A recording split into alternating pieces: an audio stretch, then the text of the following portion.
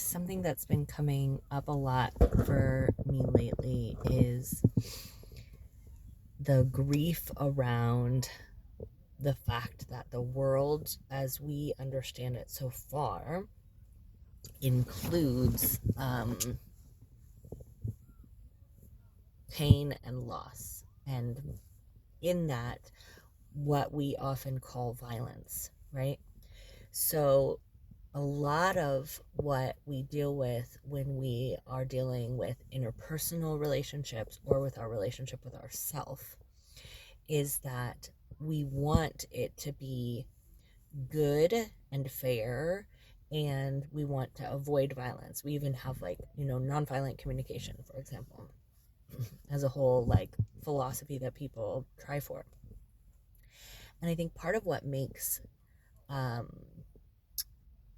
for so much suffering and confusion and grief is the lack of acceptance that we live in a violent system, that there are predators and prey, that there are systems that have been established of hierarchies of dominance, and that we're vulnerable to that, and that even the person who we trust the most could enact harm on us. And that a lot of that comes not from people making choices, but from people reacting from fear when they're in their limbic system. And they, we are vulnerable to other people's stress responses, fear responses when they go into fight, flight, freeze, or fawn, and we're vulnerable to experience that ourselves. And when we have a philosophy of personal, spiritual growth, or wanting to respond rather than react, or to, be empowered, and, stand in our power, all of these kind of things become very tricky when you're in a fear response. And that is not something you can control. And so if we cannot control ourselves, then it brings up the question, can I trust myself, right? If I'm not more in charge than my nervous system, then what does that mean for me and for the people around me?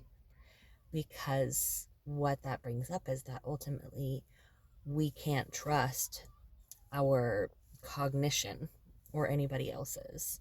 We are going to be at the mercy of our own and other people's nervous systems. And that brings in a huge layer of, can we forgive life for setting it up that way? Can we forgive ourselves and others for being wired that way? I really love Rabbi Shoshana, who came up with the concept of the PDA safe circle. And she talks about a concept of when our heart is outside of the circle. So there are times when we really want to do something according to our values. My heart may say that, or my values may say that I really want to be in nonviolent communication with someone, or I really want to be able to use assertive communication with someone that I've had conflict with. And then I get into that moment, and my nervous system is what's inside the circle in the PDA safe circle analogy. My nervous system goes into fawning because I'm scared. And so my heart is outside of my circle. And in those moments, how do I grapple with the grief that, like, I can't force my nervous system to do something that is outside of what it feels safe around doing? Yes, can I support my nervous system to the best that I can? Yes, can I, do all the things like taking, my meds, sleeping, eating, but then you get things like life, like right now, this past month I've been going through a real just tough month in terms of perimenopause stuff, because I had to switch one of my HRT, and it really didn't work, and I just like had a really hard month in terms of hormone stuff, and my nervous system was shot. it had very little, and my heart was outside of my circle more often than not. Um, and so, how do I forgive that? How do I bring to each day the grief and forgiveness and acceptance that, um, we have built up this ableist concept that you should always be able to, like, what do they call it? Take care of yourself or take responsibility, or what is it? It's a concept like when they say, like, oh, they've let themselves go, or they're not, I can't remember. There's something like you're not prioritizing yourself, you're not taking responsibility. It's this responsibility idea, this respectability idea, this deservedness idea, right? That, like, mind over matter, those kind of concepts that we've been drilled into by a very cognitive forward society. And then that cognitive forward society kind of shifts into, spirituality and personal development, and then makes it like you're not spiritual if you have a nervous system. And yeah, I just was listening to a beautiful podcast on abolition, and it touching on the ideas of goodness and badness, and punishment. And it just, this PDA movement is really beautiful because they're recognizing, like, when somebody's outside of their nervous system capacity, they're not making choices, and it's wrong to punish them. And they're using this in the context of parenting with kids who are, responding according to their nervous system. And I feel like, yes, for PDA kids and adults, but also yes for everybody, because PDA is just here to show us, like, kind of like an autism diagnosis is just like a more visible representation of what happens for everyone when their sensory system is overloaded. And PDA is a just more visible representation of what happens for everyone when their nervous system is feeling like it doesn't have autonomy. And so how can we bring this as an understanding to everyone? I'm a spiritual person, and I love personal development, and I love exploring, like, what it means to be a human, but I also am just cautious with these ideas that reinforce, like, you should be able to A, B, or C. You should be able to stand in your power all the time. You should be able to use assertive communication all of the time. You should be able to avoid violence within yourself or with others. And so long as we have nervous systems, I don't see a way around that.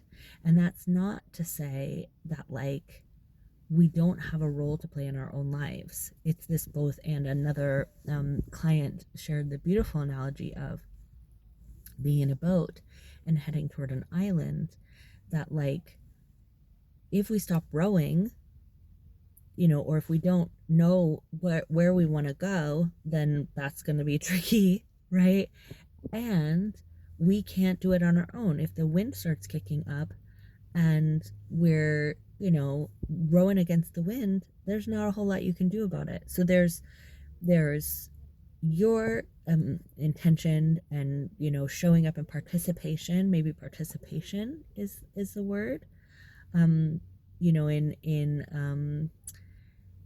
Judaism, they have a idea like it's not up to you to finish it, but you also can't not be a part of it. It's like, row the boat so best as you can. Sure, like, take breaks, right?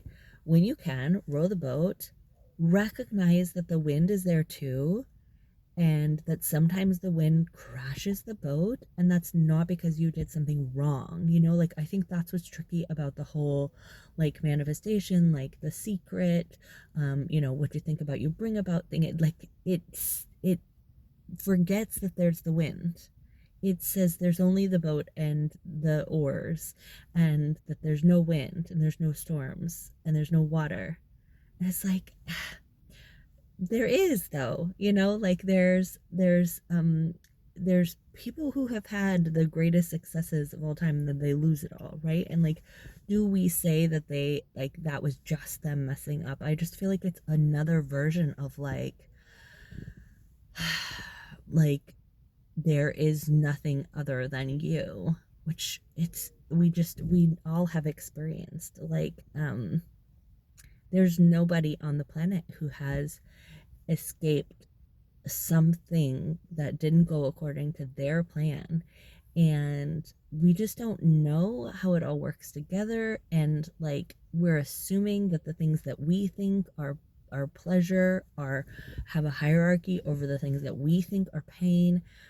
But like, what if we don't know? Right? And fact of the matter is, we look around and like every single person, even if everything went their way until the day they died, like they died, like that final thing didn't go their way. So like ultimately we are not in charge of so much, and we have a role. So like, how do we continue to invite ourselves back into like capacity and character, right? Like animal and spirit. Like, um, we are going to experience violence, and it doesn't mean we did something wrong.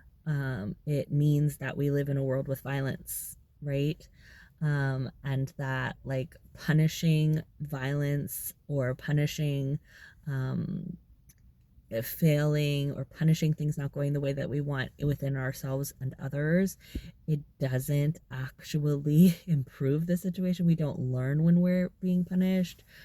Um, yeah, I just think that you know, this conversation around PDA and neurodivergence and disability justice and abolition, all the things that, you know, we're talking about are opportunities for us to invite these frameworks into every corner of our society, not just the people who have identified neurodivergence or PDA, but to all of us to recognize like your nervous system is playing a significant role in who you are.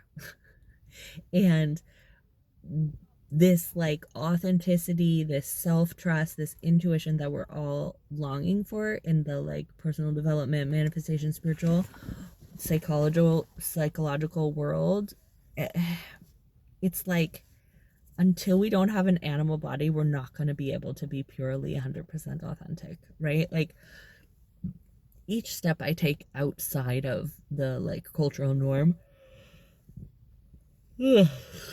my nervous system likes this.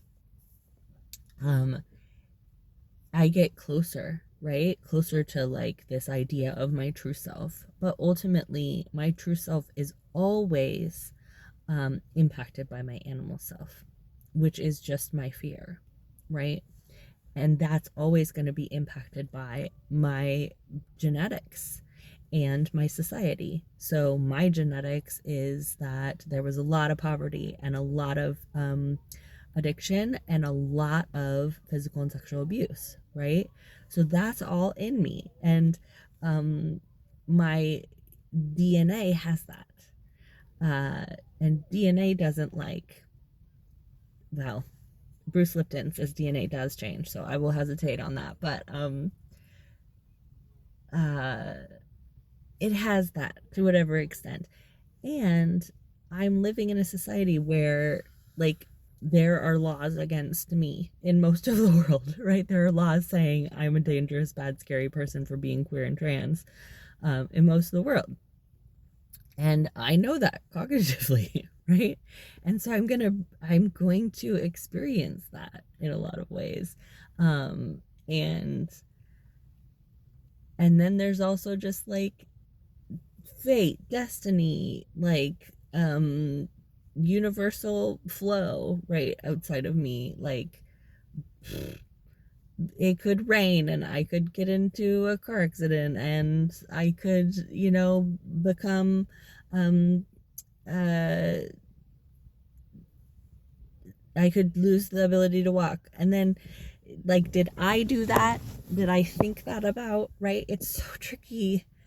So anyways, I'm just really interested in this like radical acceptance idea, and it is like pretty Buddhist informed, right? That pain and loss are not something that we're in charge of and not something that we can eliminate.